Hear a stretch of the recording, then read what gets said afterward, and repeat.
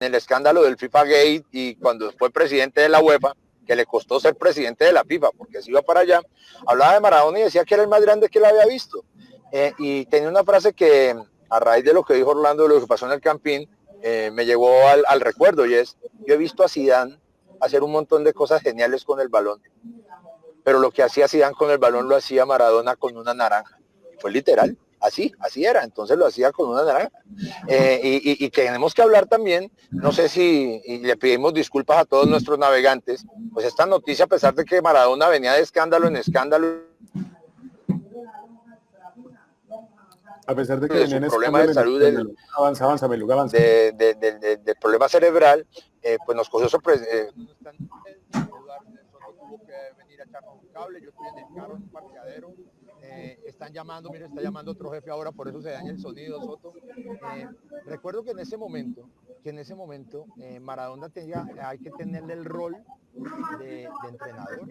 Cuando Maradona, director técnico, después de su experiencia como jugador y de retirarse de las canchas, y empieza por Newell's y la gente no cree que él sea hasta que termina, porque él termina siendo técnico en Argentina de Gimnasia. Y el show que le hicieron todo el año pasado a Maradona, de que le ponían un trono en cada uno de los bancos donde iba llegando, porque él era el gran rey, el gran emperador del fútbol, con un Maradona que terminó muy mal, casi no podía moverse por los problemas de rodilla constante, el sobrepeso que tenía.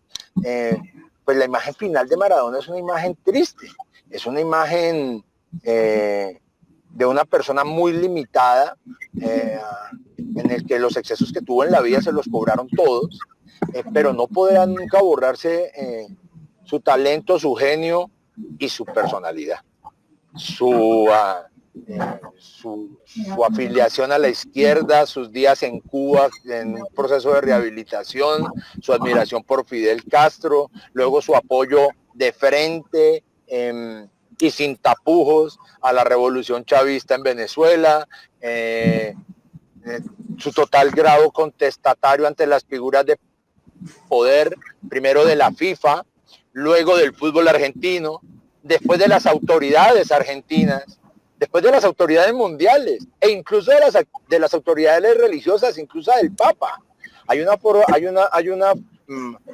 frase famosa de Maradona, y es que él cuenta que él llegó al Vaticano y empieza a ver esos techos, Miguel Ángel, cosas de oro, arreglos, y dice: y viejo, vos hablando de pobreza y mira todos los mangos que tenés en las paredes. Entonces Maradona es un tipo que siempre vivió de la miseria, como le decía ahora, que salió de los lugares más humildes y siempre tuvo ese bicho de la inequidad y de la injusticia, y siempre se sintió un perseguido, y siempre se sintió como una persona que había logrado una pequeña revolución, ya fuera personal, futbolística, y siempre fue una persona contestataria, en el campo y afuera, Edward y compañeros. Así es, Gabriel. Recordamos a nuestras audiencias que estamos en una transmisión especial por la muerte de uno de los mejores jugadores de fútbol del mundo, Diego Armando Maradona. Ya hay cualquier cantidad de reacciones en las redes sociales, por ejemplo, esta es muy importante, del astro brasileño Pelé, que también hace algunos días estuvo bastante delicado de salud. Él afirmó: algún día patearemos juntos una pelota en el cielo, Diego. Es muy triste perder amigos así. Esto fue en declaraciones reproducidas por la agencia Reuters. Pablo, pero hablemos un poquito de sus títulos. Hagamos un recuento de todo lo que ganó Diego Armando Maradona como futbolista. Por supuesto, el título de México 86 es el que probablemente más se recuerda por todo esto que rodeó el partido con Inglaterra y demás, pero es una carrera llena de triunfos, llena de éxitos, llena de títulos y llena de reivindicaciones sociales, como bien lo ha notado Meluga hace un momento, Pablo. Sí, así es, Eduardo. En cuanto a títulos, en cuanto a su palmarés, pues Gabriel hizo un amplio resumen. Podemos ir precisando algunos, como el Metropolitano de 1981, con Boca Juniors en la primera división argentina. Logra en Barcelona, en esa convulsiva etapa allí en España, logra la Copa del Rey, logra la Copa de la Liga de España y la Supercopa Española entre 1982 y 1983. Y llega ese paso que hablábamos hace un momento en el Nápoles. Él llega a Nápoles como ya una figura, ya tenía 23 años, años, pero ya era un jugador que marcaba una diferencia enorme. Lo decíamos, convulsiva salida del Barcelona, pero llega a reencontrarse con él mismo y con su fútbol allí en el Nápoles, y entre 1986 y 1990 pues logra ganar la Serie A en 2 ocasiones, muy recordado el título del 87 que lo marcó a él y a la afición del Nápoles, la Copa Italiana y la Supercopa Italiana. En cuanto a títulos internacionales, he recordado también con el Nápoles la Copa de la UEFA en la temporada 88-89 y por supuesto lo que fue el Campeonato Mundial con la selección argentina en 1986. Esos, digamos, entre los títulos principales. A nivel juvenil, pues muy recordado el tema del 79 con la selección juvenil argentina, y posteriormente vino pues ya lo que fue su etapa como entrenador. Lo recordamos dirigiendo a varios futbolistas también colombianos durante su paso por Sinaloa allí en México, posteriormente su última etapa en Gimnasia Esgrima de La Plata, donde también tuvo la oportunidad de compartir con varios futbolistas colombianos con los que tuvimos la oportunidad de hablar y quienes lo describieron como un tipo muy alegre, muy simpático, un tipo que además le encantaba la cumbia colombiana. Por eso le gustaba tanto cuando venía a Colombia a aparecer públicamente y se le veía bailar en unos bailes un poco cómicos y graciosos, pero muy de su estilo, muy extrovertidos. Cuentan que en el camerino ya como entrenador era un tipo que lo que más enfatizaba era en brindarle apoyo a los futbolistas, en darles consejos, en animarlos. Entonces era muy, muy famoso verlo a él en los videos cantando y gritando y haciendo arengas en los camerinos a los futbolistas que tuvo la posibilidad de dirigir, y los futbolistas por lo tanto lo veían pues con tanto respeto y tanta admiración que dicen aprendieron mucho de ese solo contacto que tuvieron con Maradona, de haberlo podido escuchar, dar algunas arengas o algunas instrucciones futbolísticas, pues por todo lo que representa Diego para el mundo del fútbol, Eduardo. Así es, Pablo. Orlando, ¿cómo fue ese debut? ¿Cómo fueron esos inicios de ese muchachito pobre de Villafiorito que empezaba a mostrar unas convicciones excepcionales para el manejo de la pelota? ¿Cómo fueron esos primeros años de la vida como futbolista del Pelusa, que era el término cariñoso con el que a veces se le denominaba particularmente en los primeros años de su carrera deportiva, Orlando? Sí, Eduardo, ese fue su primer apodo, ¿no? El Pelusa. Y él llega a un equipo que aún no hacía parte de las inferiores de Argentinos Juniors, porque por la edad no podía estar en un equipo muy famoso en Argentina que se llamó Los Cebollitas. A él lo lleva un compañero de equipo y dice al técnico que llamaba Francis Cornejo, le dice, en mi barrio hay un pibe que juega mejor que yo y que es mejor que todos nosotros.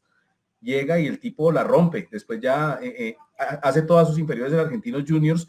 En los intermedios de los partidos de Argentinos, él entraba a la mitad de la cancha y empezaba a jugar 21 para entretener a la gente mientras comenzaba los segundos tiempos. Y poco antes de cumplir los 16 años, el 20 de octubre del 76, pues le dan su primera oportunidad como jugador profesional. Cuenta la leyenda que el técnico que lo puso a debutar, que era un señor que llamaba Juan Carlos Montes, le dijo, agarra la pelota y ojalá la primera pelota que agarres, haz un túnel. Y resulta que Maradona llegó e hizo un túnel.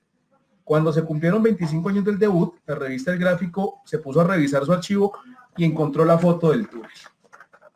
Aquí está la foto del túnel. Maravillosa imagen, Orlando. Vuelve a ponerla, por favor, porque se nos disolvió un poquito la imagen. Sería buenísimo volverla a ver. Ahí está. Más hacia el centro. Genial. Así es. Bueno, recordamos. Fue tan extraordinario el descubrimiento para ellos que terminó siendo la portada del Gráfico el día que se cumplieron 25 años de su debut. Entonces, para que se dimensionen de qué se trata la importancia que tiene Maradona para los argentinos, que incluso cosas que pasaron 15, 20, 25 años como en ese momento, ya han pasado 34 años del debut de Maradona, pues lo siguen dimensionando y lo siguen y sigue siendo casi que un jugador activo por su importancia, y por eso pues el impacto que produce en este momento la noticia de su muerte. Así es, Orlando, estamos de luto. El mundo futbolístico del mundo está de luto por el anuncio de la muerte de Diego Armando Maradona, considerado el primero o el segundo mejor jugador de fútbol de la historia. Hace algunos instantes se dio a conocer la noticia de que había muerto a causa de un paro cardiorrespiratorio mientras estaba en proceso de de recuperación o de convalecencia de una seria operación cerebral que en principio se había anunciado que había salido bastante bien. Entonces, recordamos que esta es una transmisión especial del Tiempo Casa Editorial a través de todas sus plataformas digitales informativas, redes sociales, City Noticias y demás. Nos puede ver a través de todas estas redes sociales y por supuesto mañana ver toda la información, leer toda la información lo más completa posible de la prensa colombiana en nuestra edición impresa. Pablo, hablemos un poquito de Diego Armando Maradona, ya no como jugador de fútbol, sino ya como director técnico, que obviamente no tuvo el brillo que tuvo como jugador de fútbol. Recordemos que Maradona anunció su retiro definitivo como jugador activo el 29 de octubre de 1997, pero después empezó una, digámoslo así, lenta carrera hacia el mundo de la dirección técnica. ¿Qué podemos decir de ese paso del genio Diego Armando Maradona como estratega del fútbol? Sí, Eduard, yo creo que fue una etapa, y lo decía anteriormente en la intervención, más marcada por su don de superfigura, de superastro, de supersímbolo, que es lo que hacía que los equipos que él dirigía pues se entusiasmaran, al menos anímicamente, quizá no tácticamente, pero ese ánimo que Diego Maradona le daba en las charlas a los futbolistas, sobre todo a los jugadores jóvenes, pues transmitía tanta buena energía que hacía que sus equipos por lo menos salieran a la cancha a querer devorarse al rival. Entonces, en su etapa como técnico, no marcada por éxitos, pero sí marcada, digamos, por esa enseñanza y esa oportunidad que tuvieron tantos futbolistas, pues marcada en clubes como el Mandillú argentino, en el Racing en el 1995, en el algo así cuando fue al fútbol árabe. Estamos hablando de Dorados de Sinaloa en México, donde tuvo una etapa muy interesante. Allí en México, pues a Diego se le dieron todas las herramientas, todas las comodidades, vivía muy bien Maradona allí en México, estaba contento, decía que estaba feliz allí. Allí tuvo una etapa entre el 2018 y 2019, donde también tuvo pues la oportunidad de conquistar a la afición mexicana, porque donde quiera que jugaba Dorados de Sinaloa, pues era un espectáculo, tanto así que las grandes cadenas de televisión, ustedes recuerdan, comenzaron a transmitir la segunda división mexicana para poder ver pues los comportamientos del equipo de Dorados y de Maradona. Entonces había una cámara que lo seguía los 90 minutos para ver sus gestos, cómo se comportaba, sus áreas.